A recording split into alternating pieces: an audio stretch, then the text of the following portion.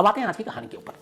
बहुत पहले एक फिल्म आई थी गैंग्स ऑफ वासेपुर, नवाजुद्दीन सिद्दीकी, बेहतरीन स्क्रिप्ट थी इसकी। ज़ीशान कादरी ने कहानी लिखी थी जो आजकल बिग बॉस में है। और मुझे लगा था, खुद ज़ीशान कादरी ने कहा था कि वो कुछ ही दिन के बाद बाहर आ जाएंगे, क्योंकि एक शादी में जाने की बात हो रही थी, बट वो लंबे टिक गए। और अब तो मैं चाहता हूँ कि फिर वो जीत कर ही बाहर आए। तो यही ज़ीशान कादरी की वो फिल्म थी गैंग्स ऑफ वासेपुर। उसमें एक डायलॉग था बड़ा मशहूर कि बाप का, दादा का, चाचा का, सबका बदला लेगा तेरा फैजल। तो बाप दादा का बदला बेटा ले, ये कुछ बात समझ से परे की चीज़ है। अब वो तो फिल्म थी, फिल्म में डायलॉग होते हैं ताकि लोग तालियां पीटें, लेकिन असली ज़िंदगी में फिल्म और फिल्मी डायलॉग का कोई मतलब हो या मकसद हो, ये बात समझ में नहीं आती। आज की कहानी एक ऐसे बाप की कहानी है जिसने अपने बेटे को कातिल बना दिया।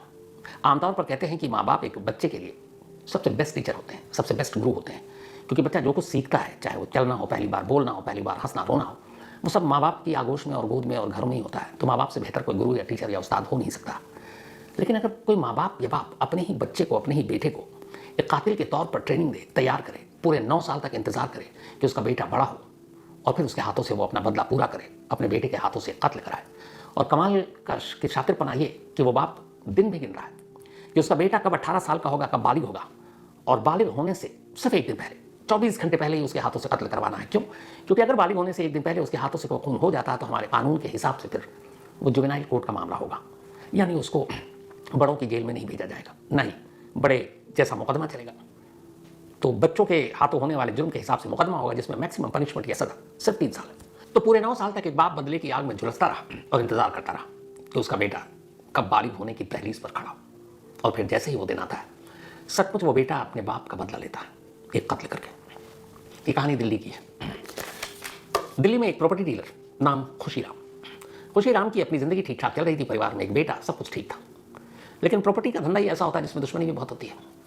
तो खुशीराम की इसी प्रॉपर्टी डीलिंग के चक्कर में लखपत सिंह कटारिया नाम के एक और शख्स से झगड़ा हुआ। अब लखपत सिंह कटारिया थोड़े ताकतवर, बात 9 साल पुरानी है, 2016 की। 2016 में यह झगड़ा हुआ। छोटे मोटे झगड़े के बाद एक दिन नौबत ऐसी आई कि लखपत सिंह कटारिया ने अपने लोगों के साथ मिलकर खुशीराम पर हमला कर दिया। खुशीराम को बहुत बुरी तरह पीटा। पिटाई इतनी ज़बरदस्त थी और इतने गहरे जख्म थे कि अगले 9 महीने तक खुशीराम बिस्तर से नहीं उठ पाए और वो बिस्तर पर पड़े रहे। 9 महीने तक जब तक वो बिस्तर पर थे तब तक वो यही सोचते रहे कि कैसे वो इसका बदला लेंगे। 2016 में जब ये हादसा हुआ तब खुशीराम का बेटा 9 साल का था। पिता अस्पताल में, बेटा भी जाकर देख रहा है, पूरा परिवार परेशान। और इधर बिस्तर से उठ पाने की हालत में नहीं खुशीराम। धीरे धीरे वक्त बीतता गया और तभी एक दिन अस्पताल के बिस्तर पर लेटे लेटे ख्याल आया। ख्याल ये कि जो कुछ उसके दुश्मन ने उसके साथ किया है उसका बदला लेगा। लेकिन उसे लगा कि पता नहीं फिर से वो कभी अपने पैर पर खड़ा हो पाएगा कि नहीं, तो बदला कौन लेगा। एक रोज बेटा अस्पताल आया हुआ था, बेटे की तरफ देखा और खुशीराम ने उसी पल तय किया कि उसकी इस पिटाई और इस बेइज्जती का बदला कोई और नहीं, उसका अपना बेटा लेगा। लेकिन तब 9 साल की उम्र में मासूम बच्चा कहाँ वो लड़ पाता, कहाँ बदला ले पाता। लेकिन खुशीराम के दिल में नफरत इस कदर घर कर गई थी कि उसने कहा कि वक्त का इंतजार करेंगे, लेकिन बदला बेटा ही लेगा। 9 महीने के बाद अब खुशीराम घर पर, सब कुछ जिंदगी वापस पटरी पे, सब ठीक ठाक, लेकिन बदले वाली भावना मन से नहीं गई। और इधर जब उसने तय कर लिया तो अब एक माँ बाप जो अपने बच्चे को अच्छी तालीम, अच्छा इंसान, एक कामयाब इंसान बनाने के लिए सब कुछ झोंक देते हैं, यहाँ ठीक उल्टा। अब ये बाप अपने बेटे को बुराई के रास्ते पर चलने की तालीम दे रहा है। वो उसे बता रहा है कि क्रिमिनल कैसे बनते हैं, वो उसे बता रहा है कि लोगों से कैसे मारपीट करते हैं, वो उसे बता रहा है कि कैसे जो लोग हैं उनको डराते हैं, धमकाते हैं। अब एक छोटा बच्चा, बाप उसे ट्रेन कर रहा है। उसे लगा इससे बेहतर चीज़ क्या होगी, शायद पिता सही कह रहे हैं। वो बाप के कहने पर चलता रहा, धीरे धीरे बुरे रास्ते पर बढ़ता रहा, बुरी आदतें लगती रहीं और बाप उसकी हर बुराई पर खुश होता रहा कि मेरा लड़का सही ट्रैक पर जा रहा, सही रास्ते पर जा रहा है। जैसे कोई माँ बाप जब उसका बच्चा लायक होता है, इम्तिहान में कामयाबी हासिल करता है, डॉक्टर, इंजीनियर, IAS, IPS बनकर परिवार वालों के नाम रोशन करता है, तो वहाँ जब यहाँ इस मामले में उसका बेटा कोई बुराई करता है, किसी से झगड़ा करता है, किसी को पीटता, बाप की आंखें चमक उठती। उसे लगता है यही तो चाहिए और ये सही ट्रैक पर जा रहा है। एक दिन उसकी कसम शपथ का बदला उसका ये बेटा लेगा। धीरे धीरे वक्त बीता। अब बेटा 17वें साल में दाखिल हो गया, बालिग होने में 1 साल। बाप ने अचानक सोचा कि अगर उसका बेटा उसका बदला लेता है तो उसे अंजाम भी पता है। उसे मालूम था कि इसके बाद कत्ल के इल्ज़ाम में आज न कल बेटा पकड़ा जाएगा, जेल जाएगा, पूरी ज़िंदगी वैसे ही बर्बाद हो जाएगी, बाकी तो 9 साल उसने कर ही दिए। लेकिन फिर बाप के दिमाग में ख्याल आया कि अगर उसका बदला भी पूरा हो जाए और उसके बेटे को ज़्यादा सज़ा भी ना हो, 2-3 साल के अंदर वो बाहर आ जाए तो फिर क्या बेहतर है। तभी उसे आइडिया आया कि इस देश में जो भी जुवेनाइल क्राइम होते हैं, जो भी बच्चे जो 18 साल से कम के हैं, जो बालिग नहीं हैं, उनके हाथों खून भी हो जाए, रेप भी हो जाए, उन्हें बड़े और पेशेवर कातिल या रेपिस्ट जैसी सजाएं नहीं मिलती। उन्हें तो जेल भी नहीं भेजा जाता, उन्हें सुधार गृह भेजा जाता है और वहाँ आराम से वो 3 महीने, 3 साल के अंदर बाहर आ जाते हैं और वहाँ रहना, खाना पीना सब जेल के मुकाबले बड़ा आरामदेह होता है। बस खुशीराम ने तय कर लिया कि बेटा अगर बदला लेगा तो ठीक 18वें साल की दहलीज पार करने से पहले, यानी जब उसके हाथ से खून हो तो नाबालिग हो, बेशक उसके 24 घंटे बाद वो बालिग हो जाए। अब धीरे धीरे 18वां साल करीब आ रहा है। अगस्त से ही बाप ने अब साजिश रखनी शुरू कर दी, 9 साल का बदला बेटे से लेना है, बेटे के हाथ से। जिस जगह पर उसका दुश्मन यानी लखपत सिंह कटारिया रहा करता था, इत्तेफाक से वहीं खुशीराम के एक रिश्तेदार रहते थे। बेटे को सारी ट्रेनिंग दे दी, यहाँ तक कि कहा कि तुझे कट्टा भी खुद ही हासिल करना है, जा ढूंढ कहाँ मिलता है, बुरे लोगों के बीच मिलेगा। बेटा वो भी ले आया। इसके बाद अब सितंबर का महीना है। 26 सितंबर को बेटे का 18वां जन्मदिन है। बेटा 26 सितंबर को बालिग होने वाला है और 25 सितंबर की तारीख तय की बाप ने, खुशीराम ने, अपने बेटे के हाथों से कत्ल करवाने का, ताकि उसका बदला पूरा हो सके। सितंबर के पहले हफ्ते में उसने अपने बेटे को उस मोहल्ले में भेज दिया जहां लखपत सिंह कटारिया रहा करते थे, और वहीं उनका एक रिश्तेदार, अब ये बच्चा लखपत सिंह कटारिया और उसके परिवार को पता ही नहीं है किसका बेटा है। अब वो आकर अपने रिश्तेदार के घर रहने लगा। रिश्तेदारों को लगा कुछ दिनों के लिए आया, मन बहल जाएगा। उन्हें पता ही नहीं था वो उस घर में इसलिए आया है क्योंकि पिता ने बताया था, जाओ और उस घर में जाने के बाद पड़ोस में रहने वाले लखपत सिंह कटारिया की रैकी कर, देख के उसका रूटीन क्या है, सुबह कब उठता है, कब बाहर जाता है, कब घर आता है, कब कहाँ कहाँ जाता है। 15 दिन तक अगले उस बेटे ने रैकी की। 15 दिन तक रैकी करने के बाद उसे पता चला कि ये सुबह सुबह एक पार्क है, ये मालवीय नगर दिल्ली की कहानी है, वहाँ पर एक पार्क है और लखपत सिंह कटारिया डेली सुबह उठकर उस पार्क में मॉर्निंग वॉक के लिए जाते हैं। उसने हर तरफ रैकी कर ली। उसके बाद उसे लगा कि सबसे आइडियल जगह यही पार्क है, क्योंकि वहाँ सुबह का वक्त होता है, लोगों की भीड़ नहीं होती, कम होते हैं, और उस वक्त वो अकेला होता है, आसानी से उस पर हमला कर उसे मारा जा सकता है।